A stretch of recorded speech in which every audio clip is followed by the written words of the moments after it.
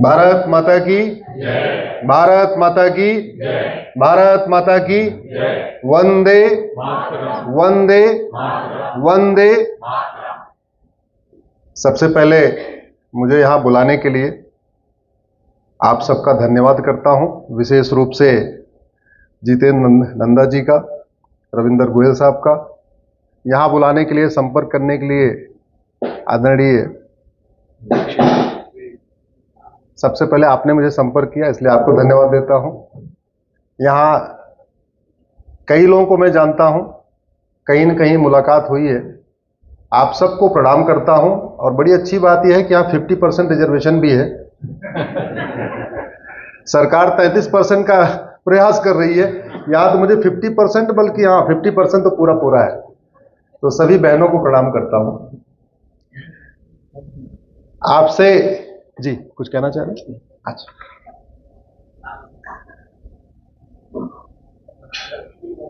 इस वर्ष मैंने 88 जिले अब तक भ्रमण किए हैं 2023 में। सारा सैटरडे संडे और गर्मी की छुट्टियां बाहर ही बाहर रहे। जहां तक मैं जाता हूं तो लोगों से ही चर्चा करता हूं कि पहले तो आप ये बताओ समस्या क्या है। तो आज मैं फिर आपसे शुरुआत कर रहा हूं कि यदि आपको एक दिन के लिए दिल्ली का मुख्यमंत्री बना दिया जाए, मान लीजिए आप केजरीवाल बन गए,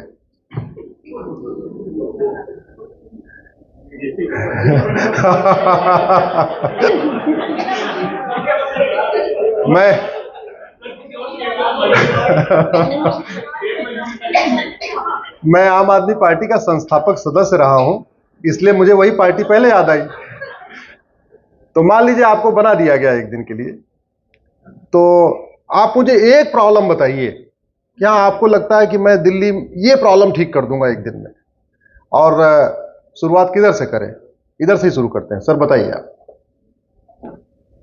ये जो लोग माइग्रेट होकर यहाँ पे आ रहे हैं और जिनकी कोई आइडेंटिटी नहीं, ये सबसे बड़ी समस्या है। घुसपैठ। सर आप सर समस्या, आप लोग जो बताने वाले मैं उसी बोलने वाला हूं, आउट ऑफ टॉपिक बिल्कुल नहीं जाऊंगा। आप ही लोग जो बोलेंगे उसी बोलूंगा। जी समस्या तो बहुत है। एक ही बताना है। आप मुख्यमंत्री बन गए, शपथ मिल गई, आज क्या करेंगे? कुछ करेंगे नहीं, कुछ करेंगे। ठीक जी बहन जी, आप भी कुछ नहीं करेंगी, शपथ ले लेंगी बस? शपथ नहीं लेंगे जी। अच्छा, सफाई करेंगे आप? जी आगे बोलिए, जल्दी जल्दी बोलिए, बस समय बहुत कम है। जी सफाई। जी महिला सुरक्षा, महिला कमांडो लगा देंगे। जी सर। यदि केजरीवाल बना दिया तो जेल रहूंगा पहले, मुख्यमंत्री बनाया तो मैं कहूंगा कि दिल्ली की ट्रैफिक ठीक करेंगे। जी सर आगे। जगह जगह में झुग्गी झोपड़ियां हैं, जगह कॉलोनी बनी है दिल्ली के अंदर। हाँ, इनको तोड़ देंगे। नहीं तोड़ेंगे, हाँ, समाधान करेंगे इसका, झुग्गी झोपड़ी का समाधान करेंगे। जी सर। लॉ एंड ऑर्डर, कानून का राज। सर कमर्शियलाइजेशन ऑफ प्रॉपर्टीज, जिसकी वजह से रेजिडेंस में रहने वाले लोगों को बड़ी दिक्कत होने लगी है। तो मतलब जो रेजिडेंशियल एरिया में है वहां पे आप चाहते हैं कि केवल रेजिडेंशियल एरिया में? ठीक है सर। सर गरीबी बंद करना चाहिए। क्या करें? सामग्री बंद करना। ओ मुफ्तखोरी बोलते जाइए, ताली बजाते जाइए, कम से कम सबका एक दूसरे का योगदान करते रहिए। आप लोग आए हैं, थोड़ा ताली बजाइए, थोड़ा भूख भी बढ़ेगी, अच्छा सब भोजन भी अच्छा करेंगे, ताली बजाते रहिए। जी जनसंख्या, आप आते ही आते जनसंख्या नियंत्रण कानून चीन वाला बना देंगे। बहुत बढ़िया सर। गरीब लोगों के लिए एजुकेशन और एजुकेशन के बाद जॉब। सर आप शिक्षा पे काम करेंगे। जी शिक्षा प्लस रोजगार। सर आगे। रोक देंगे आप? ठीक है आगे।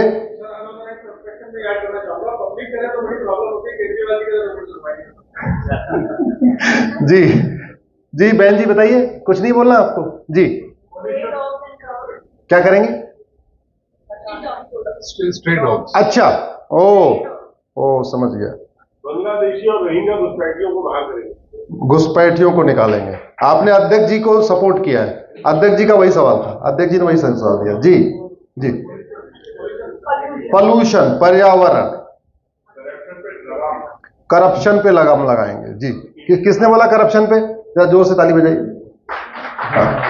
सब पे ताली बजाइए। हाँ, सीनियर सिटीजन का ध्यान जी। बहुत बड़ा मंत्रिमंडल तैयार हो गया जी। आप सर पीछे क्यों बैठे? इधर जगह खाली है तो थोड़ा इधर आइए ना सर, बड़े मुश्किल से आपसे मुलाकात हो रही है, आप इतना दूर बैठे हुए। आइए ना, आप आगे आइए। हाँ, अरे ये 2-3 कुर्सियां इधर डालो ना भाई। कहां गए व्यवस्था वाले? ये 2-3 कुर्सियां इधर लगाओ। अच्छा जी, अच्छा बताइए, आप मंदिर बन गए केजरीवाल, अब क्या करना है? अच्छा, पॉल्यूशन खत्म करेंगे जी। सर हेल्थ जी, अकाउंटेबिलिटी, आप सिटीजन चार्टर लागू कर देंगे जी। चलिए शुरू करते हैं सर जी। Sir, accountability of public service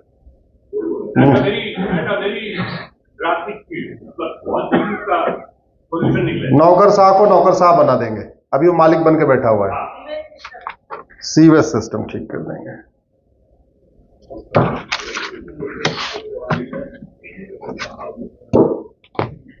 आप सबका पर्चा तैयार हो गया। अगले 30 मिनट 30 मिनट 30 मिनट। हाँ, अध्यक्ष जी का कहना है 30 मिनट में अपनी बात खत्म करनी है।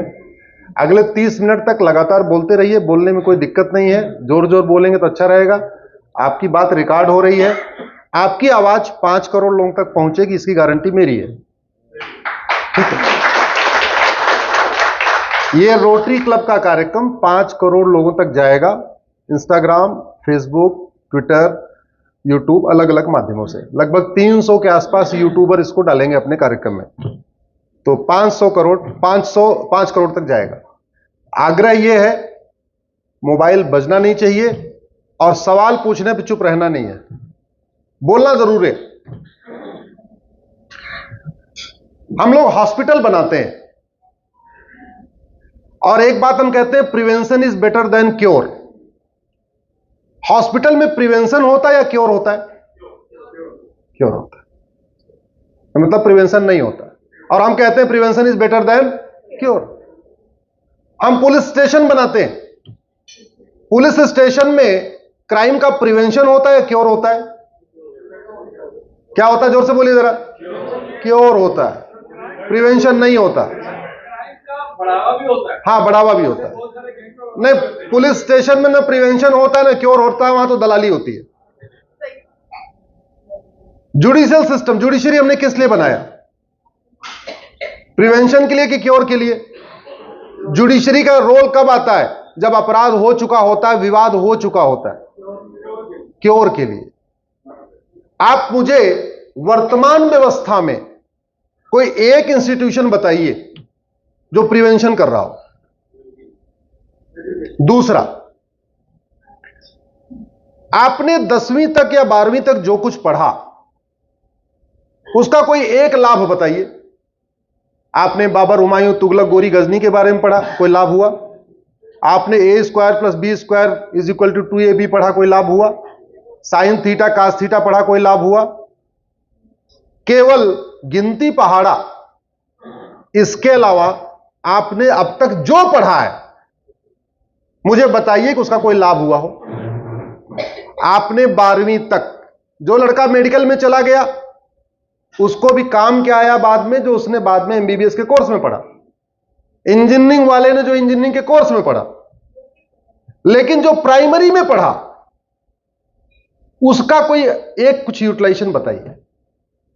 एक्चुअल में मैं आ रहा हूं, उस पर आ रहा हूं।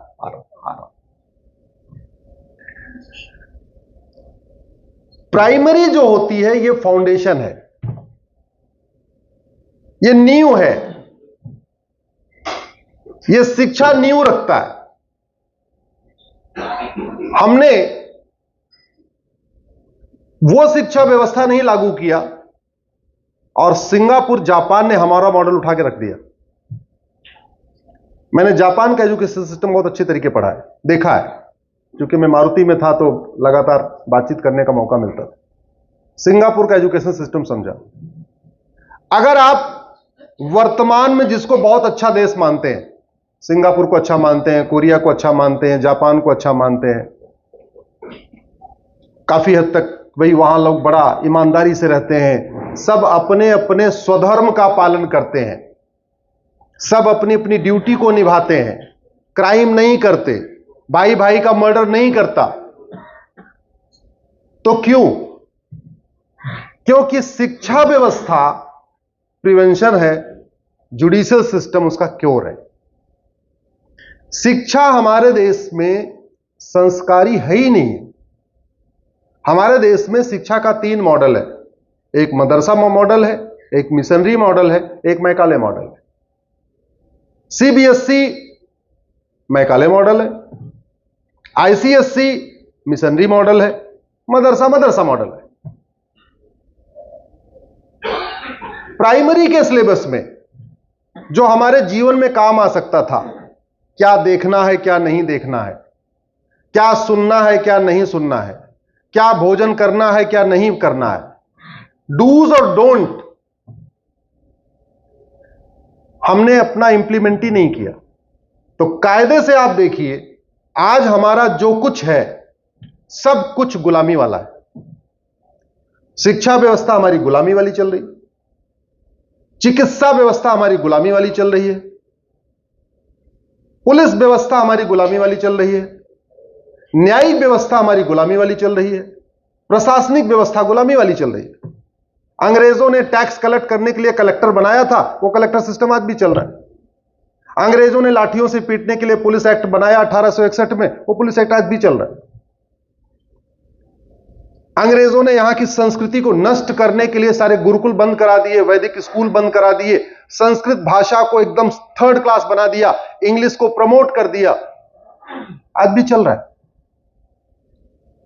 वास्तव में इस देश को अगर बदलना है तो वो तब बदलेगा जब लोग अपने अपने स्वधर्म का पालन करें, व्यापारी अपने धर्म का पालन करे, डॉक्टर अपने स्वधर्म का पालन करे, शिक्षक अपने स्वधर्म का पालन करे, सीए अपने स्वधर्म का पालन करे, सब लोग, इंजीनियर अपने स्वधर्म का पालन करे, क्या बोलते हैं, डॉक्टर अपने स्वधर्म, सब लोग अपने स्वधर्म का पालन करें। हमारी एजुकेशन सिस्टम में स्वधर्म का पालन कब सिखाया गया? ईमानदारी क्यों नहीं सिखाई गई? और अगर एजुकेशन सिस्टम बहुत अच्छा है तो हमारे देश में भ्रष्टाचार ज्यादा क्यों है? सिंगापुर में और जापान में ईमानदारी ज्यादा क्यों है?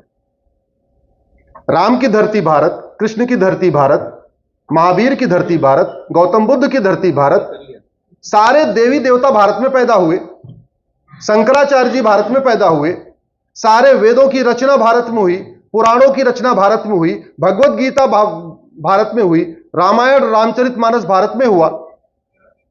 यहां इतनी घूसखोरी, जमाखोरी, मिलावटखोरी, कालाबाजारी, नशा तस्करी, मानव तस्करी, आतंकवाद, नक्सलवाद, माओवाद, धर्मांतरण, घुसपैठ, जिहाद, सब कुछ ज्यादा क्यों है? जापान में न राम पैदा हुए, न कृष्ण पैदा हुए, न शंकर जी हुए, न विष्णु हुए, न महावीर हुए, न कोई नहीं हुआ, न वहां कोई महामंडलेश्वर है, न वहां कोई कथावाचक है, न कोई इतने वहां जगत गुरु, धर्म गुरु कोई नहीं है। फिर वहां इतनी ईमानदारी क्यों है? क्यों? क्योंकि उन्होंने हमारी वैदिक शिक्षा की नकल कर लिया। जापान का प्राइमरी के सिलेबस उठा के देखिए, आपको 18वीं शताब्दी का भारत का गुरुकुल का सिलेबस नजर आएगा।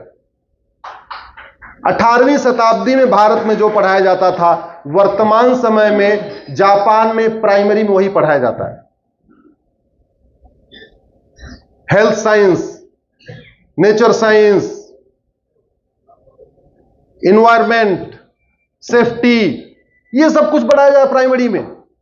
फादर के साथ कैसे बिहेव करना है, भाई भाई के साथ कैसे रहना है, भाई बहन को साथ कैसे रहना है, यही सिखाया जा रहा है।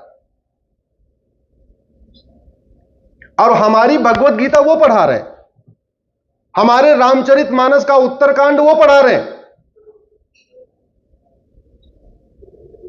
अगर आपको वास्तव में राम राज्य को समझना है तो पूरा रामचरितमानस नहीं पढ़ सकते तो उत्तरकांड पढ़िए, उत्तरकांड नहीं पढ़ सकते तो श्लोक संख्या 20 से लेकर श्लोक संख्या 30 तक पढ़िए। फिर आपको पता चलेगा क्या व्यवस्था थी हमारे देश में, पूरी दुनिया में रामराज्य की चर्चा क्यों होती है, आपको वहीं समझ में आ जाएगा। केवल 10 श्लोक पढ़िए, श्लोक संख्या 20 से श्लोक संख्या 30। ऐसा मेरा मानना है, मैं गलत भी हो सकता हूं। बच्चे का संस्कार तो पेट से, गर्भ से शुरू हो जाता है। बच्चा आगे चल के कैसा होगा इसकी शुरुआत कहां से हो जाती है, पेट से। और इसको मेडिकल साइंस मानता है, पहले नहीं मानता था, मानने लग गया। आप जरा सोचिए हमारा सिस्टम कितना एजुकेट, कितना साइंटिफिक था। आज के हजारों साल पहले 16 संस्कार की व्यवस्था हमारे वेदों में कर दी गई। अब साइंस मानता है कि बच्चे का बिहेवियर इस बात पे डिपेंड करता है कि बच्चा पेट में था तो मां ने क्या खाया, क्या सुना, क्या गाया, क्या देखा, क्या पढ़ा, क्या किया। यह मेडिकल साइंस मान रहा है। और इसके लिए हमारे देश में पहले 40 संस्कार थे, गौतम ऋषि के टाइम में, अगस्त ऋषि के टाइम में 24 संस्कार हुए, फिर व्यास जी ने उसको और घटाया। उनको लगा ये भाई भारत वाले ज्यादा थोड़े से वो हैं, इनको 40 और 24 नहीं आया, तो उन्होंने 16 संस्कार बना दिया। भारत में 16 संस्कारों का जो हमने पालन छोड़ दिया, इसीलिए अवांछित काम बढ़ गए। वांछित अवांछित समझते हैं ना, रिक्वायर्ड, और एक होता है वांछित, एक होता है अवांछित। जब वांछित संतान होती है तो वो वांछित कार्य करती है, जब अवांछित संतान होती है, एक्सीडेंटल, तो सामान्यतया उसके अवांछित कार्य करने की संभावना ज्यादा होती है। इसलिए बनाया गया पहला गर्भ विवाह संस्कार। अच्छा, दुनिया में मॉडल देखिए आप, पूरी दुनिया में भारत सनातन धर्म इकलौता ऐसा धर्म है जहां महिला की पूजा होती है। पूरी दुनिया में 1100 रिलीजन है, 1999 रिलीजन में महिलाओं का कोई सम्मान नहीं है, नाम ही नहीं है। पूजा तो बहुत बात की बात है, नाम ही नहीं है। बराबर बैठने की भी छूट नहीं दी गई है। सनातन धर्म इकलौता धर्म है जहां महिला को बराबर नहीं, ऊपर रखा है। नर तू नारायण नहीं कहा जाता, नारी तू, जोर से बोलिए, नारी तू नारायणी। यह वाक्य हमारे वेदों में, नर तू नारायण का वर्णन कहीं नहीं है, नारी तू नारायणी। ऐसा दुनिया के 6500 भाषाएं बोली जाती हैं, 6600 भाषा, 6600 लैंग्वेजेस पूरी दुनिया में बोली जाती है। किसी भी और लैंग्वेज में आपको नारी तू नारायणी का पर्यायवाची नहीं मिलेगा, केवल संस्कृत में मिलेगा। यत्र नारंती पूज्यते रमनते तत्र देवता, जहां नारी की पूजा होती है वहां देवता निवास करते हैं। ये जितने 1100 रिलीजन है उसमें सनातन धर्म को छोड़ के कहीं ऐसा आपको सेंटेंस नहीं मिलेगा। 6500 भाषाओं में किसी और भाषा में ऐसा सेंटेंस नहीं मिलेगा। गृहिणी, गृह का मतलब घर, ऋणी मतलब ऋणी, जिसका पूरा घर ऋणी हो उसको क्या कहते हैं, गृहिणी। ऐसा शब्द आपको दुनिया की 6500 भाषाओं में नहीं मिलेगा, दुनिया के 1100 रिलीजन में नहीं मिलेगा। केवल कहां मिलेगा, जोर से बोलिए, कहां मिलेगा, भारत में। भारत माता की। हमने उन परंपराओं को खो दिया। आप पूरी दुनिया में कोई एक ऐसा आपको गृहिणी का पर्यायवाची मिलेगा ही नहीं, उस भाव का, ऐसा भाव देने वाला कि जिसका पूरा परिवार ऋणी है वो गृहिणी है। आपको किसी और भाषा में ऐसा शब्द ही नहीं है, क्यों, कॉन्सेप्ट ही नहीं है। और कॉन्सेप्ट क्यों नहीं है, क्योंकि पूरी दुनिया में महिलाओं के प्रति 3 भाव है। एक भाव भारत का भाव, नारी तो नारायणी, नारी नारायणी है, पूजा के योग्य है। यत नारंती पूजते रमन्ते तत्र देवता, जहां नारी की पूजा होती है वहां देवता निवास करते हैं। दूसरा पश्चिम वाला भाव, अमेरिका यूरोप का, महिला उपभोग की वस्तु है,